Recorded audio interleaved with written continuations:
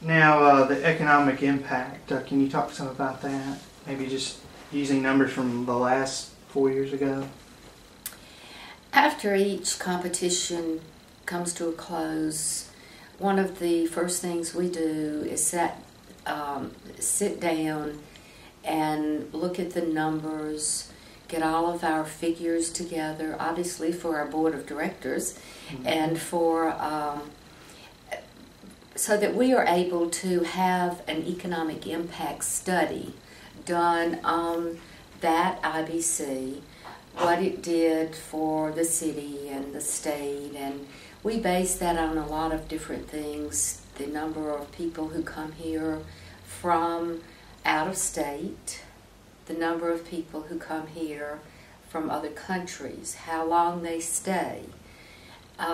We do also look at people who are about 90 to 100 miles away from the city, because that's usually going to put them in a hotel and for a night or two, restaurants, shopping, all of these things add up, and we have to get all those figures together to present to whomever is doing that for us. University of Southern Mississippi did that for us last IBC after 2006, and they reported to us that our 2-week event generated an economic impact of $7.3 million for those 2 weeks. So we were thrilled to hear that. It's very important to the Mississippi Development Authority, and especially through the Tourism Division, and they support us very much.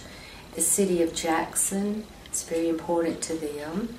They are a large in-kind sponsor for us. We couldn't really afford to do it without the City of Jackson behind us.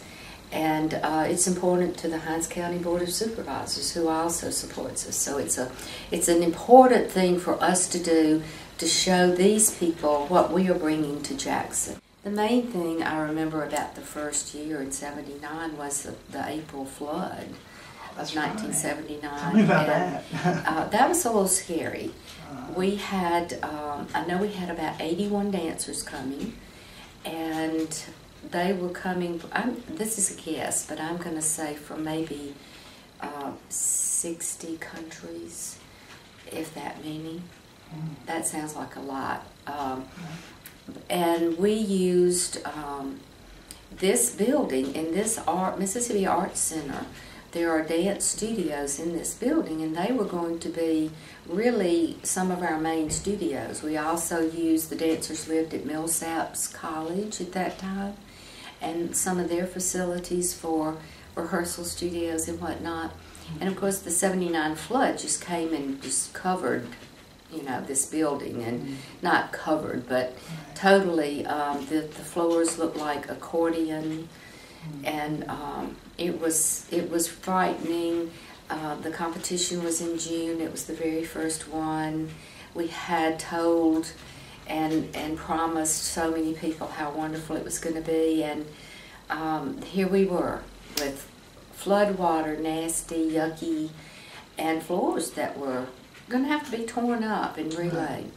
And going to be holding it in the parking lot or something. Absolutely. But you know what? The city came together and we got it done. It was ready in June, and it was a success.